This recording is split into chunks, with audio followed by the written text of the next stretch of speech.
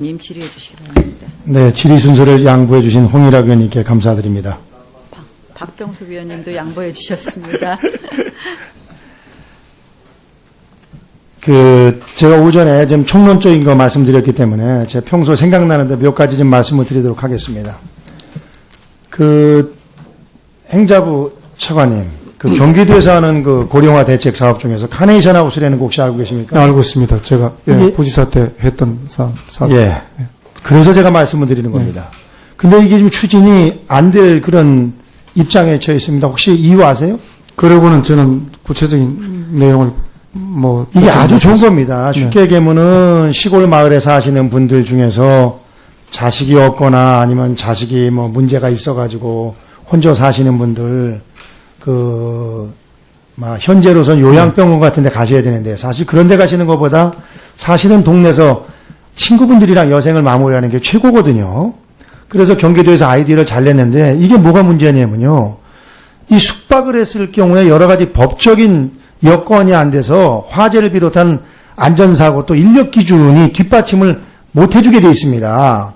그래서 제가 지금 노인복지법을 일부 개정 법률안을 발의를 해놨는데 차관님, 이게 아주 경기도에서 하는 사업인데 기재부 차관님, 네. 좋은 아이디어거든요. 네네. 그래서 한번 파악을 해보셔서요. 네, 알겠습니다. 이거 상당히 괜찮습니다. 네. 어르신들에게 네네. 한번 좀 요거 참고 좀 해주셔가지고서 제 사무실로 별도로 좀 타당성 여부를 보고를 해주시기를 네네. 부탁을 드리겠습니다. 지금 아시는 것처럼 세계에서 지금 초산 연령이 가장 높은 나라가 대한민국입니다. 30.97세인데, 그러니까 31살 정도에 결혼해가지고, 애기 하나 낳으면 사실 더 난다는 것이 현실적으로 어렵죠. 그래서 자세하시는 것처럼 10,000원을 갖다가 좀 일찍 결혼 정년기에 해야지 되는데, 여러 가지 문제가 있습니다만은, 제가 좀 생각했던 거 하나 말씀을 좀 드리면은요, 지금 정부에서 적어야 하지 않습니까? 아이 돌봄이라 해가지고 각 가정으로 이렇게 파견내는 거. 기재부 차관님 알고 계시죠? 그 사업? 네네. 근데 이게 예산이 장난이 아닙니다. 금년에도 828억 원이 들어가고 계속 지금 늘어나고 있어서 아마 1,000억을 얼마 안 있으면 돌파를 하게 될 것 같은데, 그래서 이런 것보다는요, 신생아가 많은 어린이가 많은 지역에다가 24시간 아이돌봄 케어센터를 이렇게 줘가지고 거기에다가 꼭 특별한 사람보다도 65세 이상 된 분 중에서 과거에 어린이집에 종사하신 어머니나 이런 분들 자격증 가신 분들 있거든요. 그럼 그런 분들 거기서 고용하면 노인 일자리 창출도 되고 그렇게 하게 되면 훨씬 경제적으로 하고, 그리고 지금 아시는 것처럼 민간 어린이집, 국공립 어린이집, 가정 어린이집, 직장 어린이집 이제 앞으로 점점 이게 줄어들게 되면요, 그분들도 문제가 있습니다. 그래서 새로 만드는 것도 아니고 어린이집이 줄어드는 지역에 적당한 지역에 받아가지고 그런 데를 아이돌봄 센터로다가 이렇게 바꿔서 하게 되면은 훨씬 더 경제적이지 않냐 이런 생각도 있고, 또 한 가지 말씀을 드리면은요, 예를 들어서 낮에 근무하는 사람 말고 불규칙적으로 근무하는 사람들이 있습니다. 대표적인 게 비행기 여승무원들, 스튜어디스들, 이런 분들 같은 경우는 지금 인천공항에는 수천 명의 스튜어디스가 있는데, 이 갈 때마다 시댁에다가 맡기고, 또 사람 사서 맡기고 하니까, 사실 이게 문제가 심각합니다. 이런 것도 여승무원들이 자기 애들 데리고 와가지고서, 거기 24시간 돌봄센터 1분 더 24시간 돌봄센터 같은 거 만들어 놓으면은, 거기서 맡겼다가 외국 일정 마치고 들어오면서 자기 꼬맹이 이렇게 데리고 집에 가고 그러면 정서적으로도 좋고, 아마 훨씬 더 비행기 여승무원들도 애기 낳는 거에 용기를 낼 수 있으리라고 생각이 됩니다. 이 두 가지 점에 대해서 좀 답변 부탁드리겠습니다. 네, 간단하게 말씀을 드리면, 말씀하신 대로 지금 우리가 맞벌이 가구가 한 250만 가구 되는데, 결국은 정부의 어떤 이런 제가 잠깐만요. 한 가지만, 제 시간 때문에 그러니까요. 네네. 왜 이 말씀을 드리냐면요. 2010년 합계 출산율을 보니까 전업주부는 2.2명인데, 네. 소위 취업 여성, 직장맘들은요, 공공기관이 1.25명, 일반 기업이 0.72명으로 뚝 떨어집니다. 제가 그래서 이 말씀을 드리는 겁니다. 네네. 답변 부탁드리겠습니다. 네네. 의원님 인식에 전적으로 공감을 하고요.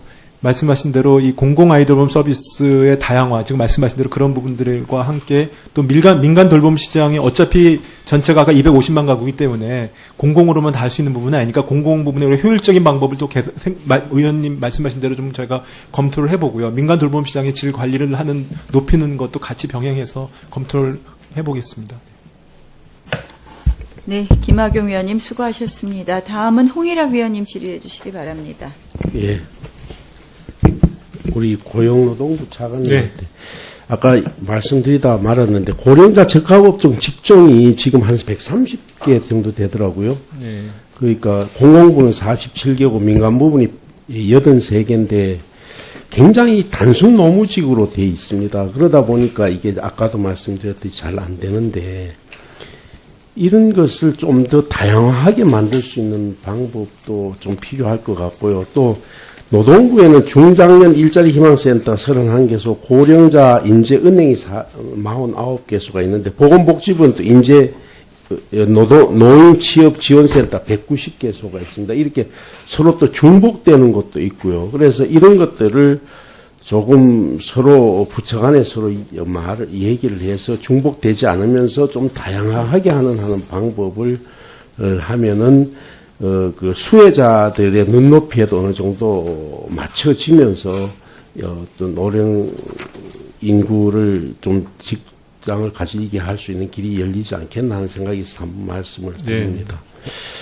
그리고 기재부 차관님한테 또 하나 말씀드리고 싶은 것은 중앙정부 재원 배분이요 굉장히 사람 머리수로만 배분을 하는 것 같아서 예를 들어서 어린이집 뭐 요양기관이나 학교마저도 이제 학급 수 이런 것이 아니고 학생 수에 의해서 이렇게 되다 보니까 고정 비용이 계속 학생은 계속 줄어드는데 고용지 비용은 뭐 줄어들 수 없다 보니까 굉장히 어려워하는 부분들이 상당히 많습니다. 그래서 이 부분을 획기적으로 좀 다른 방식으로 전하는 방법 없을까요? 하여튼 일단은 뭐 아마 그게 이제 특히 교육재정 관련돼서 아마 예, 이슈가 예. 나와서 그런 걸로 알고 있습니다만 그 부분은 같이 한번 고민해 볼 필요가 있다 생각합니다. 네. 하여튼 그게 지금 곳곳에서 이런 부분이 많이 발생을 하고 있습니다. 하나 더 말씀드리면 사실 어제 오늘 고민해 보면 건강 문제하고 노인 문제는 건강 문제하고 출산 문제하고 또 인구 문제입니다만은 이거는 어떻게 되다 보면 장기 프로젝트이다 보니까 정권 입장에서는 이게 효과가 안 나타나니까 뒤로 밀리는 것 같아요. 최 차관님 그렇지 않습니까? 이게 우선순위 우선 뭔가를 단기적으로 효과를 내는데 투자를 하고 해야 되겠다는 생각이 들어서 그래서 이런 부분에 돈 쓰는 걸 갖다가 투자라고 생각 안 하고 비용이라고 생각하는 게 아닌가. 뭐 그런 측면이 있는지 모르겠습니다만 과거보다는 말씀하신 대로 건강이나 그다음에 교육이나 이런 부분들에 대해서 정부가 그 사람에 대한 투자다라는 생각을 많이 가지고 있고요. 인식의 변화가 많이 되고 있다고 생각하고 있습니다. 그래서 이게 좀 더 획기적인 방법으로 전환이 안 되면 저도 생각해 보면 그래요. 뒤에 밀릴 수밖에 없습니다. 그리고 이게 뭐 10년, 20년 장기 프로그램 효과도 안 나타나니까 우선 이건 또 작게 드는 돈도 아니니까 그런 경향이 좀 있어 보여서 계속 이 출산 문제 같은 경우에 뭐 계속 미뤄왔지 않습니까? 2005년도인가 뭐 그때 조금 관심을 쓰기 시작했고 미뤄왔다 보니까 우리가 지금 이런 절벽에 지금 헤매고 있는 거 아닌가 이런 생각이 듭니다. 네, 부족한 면이 있을지 모르지만 재정 계획도 저희 중기 재정 계획이 있고요. 그렇기 때문에 그런 부분을 보완하기 위한 노력을 하는데 좀 더 노력을 그런 하겠습니다. 측면에서 봤을 때 아까 말씀드렸던 웰니스 케어 문제나 출산 문제도 어떤 산업적인 측면에서 조금 말이 이상합니다만 뭔가 찾아서 시장화시켜서 어떻게 할 수 있는 방법이 인식에는 전적으로 공감합니다. 네. 예, 감사합니다.